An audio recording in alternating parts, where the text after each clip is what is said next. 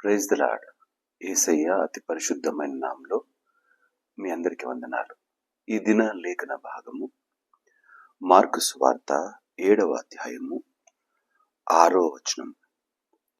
అందుకాయన వారితో ఈలాగు చెప్పెను, ఈ ప్రజలు పెదవులతో నన్ను ఘనపరచుదురు గాని వారి హృదయము నాకు దూరముగా ఉన్నది. పెదవులతో ఘనపరచడం, హృదయం దూరంగా ఉండటం. ఈ మాట చెప్తుంది యేసయ్యనే. యెషయాలో రాయబడిన ఈ మాట ఆయన జ్ఞాపకం చేస్తూ ఉన్నాడు. హృదయంలో ఒకటి, పెదవుల పైన మరొకటి. దీన్ని మనం ఈ విధంగా అర్థం చేసుకోగలం. కొన్నిసార్లు వ్యక్తులతో మాట్లాడుతూ ఉన్నప్పుడు ఎదుటివారు మనకు అసలు నచ్చని వారుగా, ఇష్టం లేని వారుగా, వారిపైన భయంకరంగా కోపము, ద్వేషము, ఈర్ష్య అన్నీ వారిపైన విపరీతమైన ఆలోచనలు కలిగిన వారముగా ఉన్నప్పుడు ఒకవేళ మాట్లాడాల్సి వస్తే ఏ విధంగా మాట్లాడతాం? ఇది మనందరికీ బాగా తెలుసు. హృదయంలో ఉన్న అటువంటి చెడ్డ ఆలోచనలన్నిటినీ అణిచి పట్టుకొని పైకి మాత్రం పెదవులతో చాలా తేనెను ఒలికిస్తూ మాట్లాడతాం. ఈ మాటలు మాట్లాడి ఎదుటి వారికి వారి హృదయాల్లో మనకు వారి పట్ల ఏ ఆలోచన, తప్పుడు ఆలోచన లేదు అన్నట్టుగా చెబుతాం. అయితే మన ముందున్న వాడు మనలాంటి మానవుడే కదా. కాబట్టి మన హృదయాంతరంగాన్ని ఏ విధంగా ఉన్నదో గుర్తించలేడు, నమ్మేస్తాడు. అట్లా నమ్మించేస్తాం మనం. మరి మనల్ని సృజించిన దేవాతి దేవుని దగ్గరికి వచ్చినప్పుడు పరిస్థితి ఏంటి?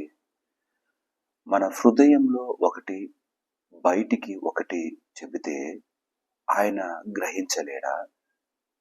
ఆయనకు అర్థం కాదా? మనం ఎలాంటి వారము, అంతరంగం నుండి ఎలాంటి ఆలోచన కలిగిన వారము తెలియదా? ఇన్నర్ ఫీలింగ్ ఒకటి, అవుటర్ ఫీలింగ్ ఒకటి, లోపల ఆలోచన ఒకటి, బయటికి మాట్లాడే మాట మరొకటి. ఈ సందర్భాన్ని, ఇదే మాటను ఒక రాజుతో పోల్చి మీ ముందు పెడతాను. సౌలు యుద్ధానికి వెళ్ళినప్పుడు అక్కడున్న వాటన్నిటినీ సంహరించమంటే అందులో నుండి బలంగా ఉన్న పశువులను తీసుకొని వస్తాడు. సమూయేలు అడుగుతాడు, ఏంటి నాకు వినిపిస్తున్న ఆ రంకెలేంటి, అరుపులేంటి అంటే, నీ దేవుని కొరకు తీసుకొని వచ్చాను అంటాడు. హృదయంలో ఒకటి, బయటికి ఒకటి. దేవుణ్ణి ఆరాధించే మాటే పలుకుతున్నాడు. దేవునికి ఆ యొక్క బలిని అర్పించుట కొరకు తీసుకొచ్చానని అంటున్నాడు. కానీ హృదయంలో ఉన్న మాట వేరు. మనం కూడా చాలాసార్లు హృదయంలో ఒకటి, బయట ఒకటి కలిగి దేవుని సన్నిధానంలో ఆరాధించిన, ఆయన ఘనపరిచిన, ఆయనకు కృతజ్ఞతలు చెల్లిస్తున్న వారముగా ఉన్న, అర్థించిన వేటికి కూడా సమాధానము రాదు, ప్రతిఫలము అసలు దొరకదు. శూన్యంలో ప్రయాణం చేసినట్టుగా అయిపోతాం. నువ్వు ఏ విధంగా ఆరాధిస్తున్నావు? పూర్ణ హృదయంతో, పూర్ణ ఆత్మతో ఆయన ఆరాధించే వారముగా మనం ఉండాలి. పెదవులతో ఘనపరిచే జీవితంగా ఒకవేళ మనముంటే మన బ్రతుకులలో ఎప్పుడు కూడా ఫలభరితమైన జీవితాన్ని అసలు చూడలేము. దావీదుకున్న ఒక చక్కటి బిరుదు, నా హృదయానుసారి. మనుషుల హృదయాలలో ఉన్నది ఏంటో దేవుడు తెలుసుకుంటాడు. కానీ దేవుడు మన కొరకై ఏ ఆలోచన కలిగి ఉన్నాడు? ఆ యేసయ్య నీ కొరకు ఏ ఆలోచన కలిగి ఉన్నాడు? ఏ తలంపులు కలిగి ఉన్నాడు? వాటిని గ్రహించగలిగిన మనసు మనలో ఉన్నదా? అట్టి స్థితి లేకుండా మనం ఏ విధంగా కొనసాగలం? ఆయనకు ప్రియ కుమారులుగా, కుమార్తెలుగా, ఆయనకు అతి సమీపంగా జీవించినప్పుడే ఆయన మన పట్ల ఏ ఆలోచనలు కలిగి ఉన్నాడు వాటిని అర్థం చేసుకోవడానికి ఆత్మీయమైన చక్కటి జ్ఞానాన్ని మనము సంపాదించుకోగలం. ఈ యొక్క ఉదయకాలం ఈ యొక్క వాక్య భాగంలోని ఈ మాటను హృదయంలో దాచుకొని ముందుకు కొనసాగుదాం. సంపూర్ణముగా ఆయనను విశ్వసిద్దాం, సంపూర్ణముగా ఆయనను సేవిద్దాం. క్రైస్తవ జీవితం సగం లోకము, సగం యేసయ్య కుదరదు. సంపూర్ణముగా ఆయనే ఆధారం. ఇది మంచి స్థితి అయినా, కష్టమైన స్థితి అయినా, శ్రమ అయినా, వేదనైన ఆయనే. ఆయన దీవించేవాడు, ఆయన ఆశీర్వదించేవాడు. మరొక దైవ భక్తుడు అంటాడు, యెహోవా ఇచ్చెను, యెహోవా తీసుకొని. ఆయన అన్ని ఇచ్చినప్పుడు, తీసుకున్నప్పుడు ఆయన లేమి లేని స్థితిలో ఆయన గనపరచమా? యోబు కదా ఈ మాట అన్నది. ఇటువంటి నమ్మకమైన మాటలు పలకడానికి కావలసినది హృదయాంతరంగంలో ఆయన పట్ల భయము, భక్తి, నమ్మకమైన విశ్వాసం. ఇవి లేకుండా ఈ లోకంలో క్రైస్తవునిగా చలామణి అవడం కేవలం పైకి చూపించడం మాత్రమే అవుతుంది. మనము హృదయంలో ఒకటి, బయటి మరొకటి అంటే, ఎవరైనా చనిపోతే జ్ఞాపకార్థ కూడికకు వెళ్తాం. ఆ కూడికలో ఒకవేళ వారి గురించి ట్రిబ్యూట్స్ చెప్పమంటే, వాడు ఎంత పగవాడైనా సరే ఆ సమయంలో మంచోడు, చక్కనివాడు, దయగలిగిన వాడు, నాతో చాలా ప్రేమగా ఉండేవాడు అంటూ మాట్లాడేస్తాం. ఎందుకు? ఆ మనిషి మరణించినాడు, ఆ వ్యక్తితో ఇక ఏమీ లేదు. కానీ యేసయ్యతో నీకు అన్నీ ఉన్నాయి. ఆయన సజీవుడు, సజీవుడు నీతో ఉన్నాడు, నిన్ను నడిపిస్తాడు. నీ ప్రతి ఆలోచన తెలుసు, నీ హృదయాంతరంగంలో ప్రతి మాట ఆయనకు బాగా తెలుసు. మనము ఆయనకు అతి సమీపంగా బ్రతికే వారంగా ఉందాం.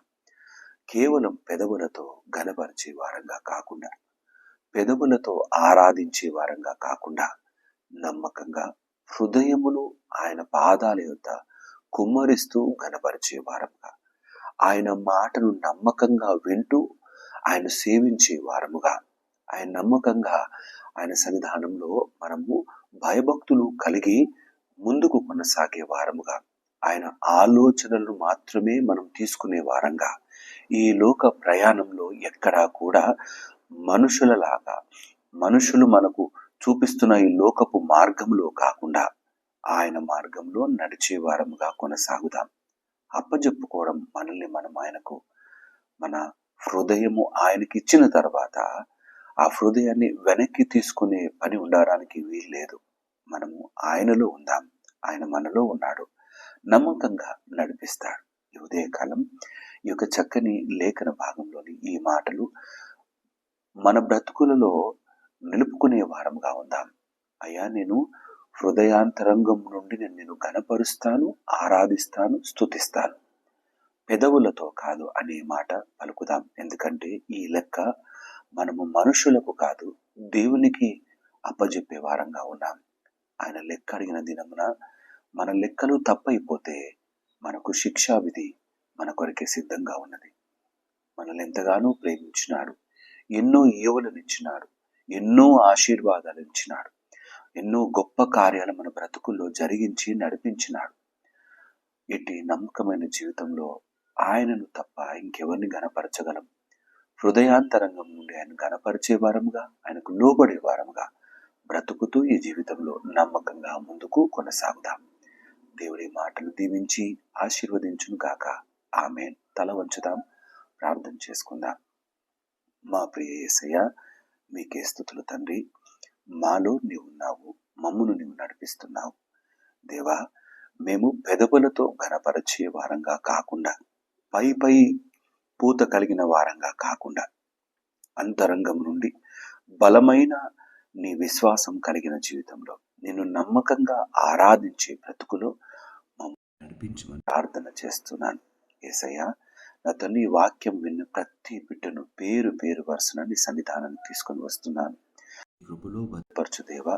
నా తండ్రి, హృదయములో ఉన్న నీ ప్రతి అపవాది దొంగిలించుటకు ప్రయత్నం చేస్తూ ఉండగా వాటన్నిటి నుండి బిడ్డల్ని తప్పించి నాయన ఈ వాక్కును నీరు కట్టి ఫలింపజేసి నాయన వారి బ్రతుకు నా తండ్రి అనేకులకు దీవెనకరంగా ఫలభరితముగా నిలబెట్టమని ప్రార్థన చేస్తున్నాను. క్రైస్తవుడు నా తండ్రి నుండి బయట నుండి ఒకే విధంగా ఉండులాగున అయ్యా నా తండ్రి అంతరంగాన్ని బలపరచండి, ఆత్మీయ జీవితాన్ని బలపరచండి. నీ కృపలో నా తండ్రి మమ్మల్ని అందరినీ నమ్మకమైన విశ్వాస జీవితంలో నడిపించమని ప్రార్థన చేస్తున్నాను. నా తండ్రి ఎటు బిడ్డలైతే నా తండ్రి యొక్క విషయంలో నా తండ్రి వారు నా తండ్రి వీక్గా ఉన్నారు, వారందరినీ జ్ఞాపకం చేస్తూ ఉన్నాను. తోడైండండి నా తండ్రి. ఆత్మ సిద్ధమే కానీ శరీరము బలహీనమైనది. దేవా, మేము ఆత్మ శరీరముతో నా తండ్రి నిన్ను ఘనపరిచే వారముగా, నా తండ్రి నిన్ను మహిమపరిచే వారముగా మమ్మల్ని నిలబెట్టమని ప్రార్థన చేస్తున్నాం. నువ్వు మమ్మల్ని చూచినప్పుడు మేము నమ్మకమైన వారముగా నా తండ్రి నీ ముందు బరువైన గింజలుగా ఆత్మీయతలో నమ్మకమైన ఎదుగుదల కలిగిన జీవితంలో కొనసాగే విధంగా మమ్మల్ని స్థిరపరిచి నడిపించమని ప్రార్థన చేస్తున్నాను. నీకే స్తుతులు తండ్రి. ఈ దిన దీవెనల ఆశీర్వాదాలతో మమ్మల్ని దీవించి ఆశీర్వదించి నీ కృపలో భద్రపరిచి బహుబలముగా నడిపించమని స్తుతులు చెల్లిస్తూ ఈ వాక్కును ప్రతి హృదయంలో నా తండ్రి బలముగా నాటమని ప్రార్థన చేస్తూ యేసయ్య నామమున అడిగి ప్రార్థించి వేడుకుంటున్నాము నా తండ్రి. ఆమేన్. దేవుడు మిమ్మల్ని అందరినీ దీవించి ఆశీర్వదించును గాక. ఆమేన్. అందరికీ ప్రైజ్ ది లార్డ్.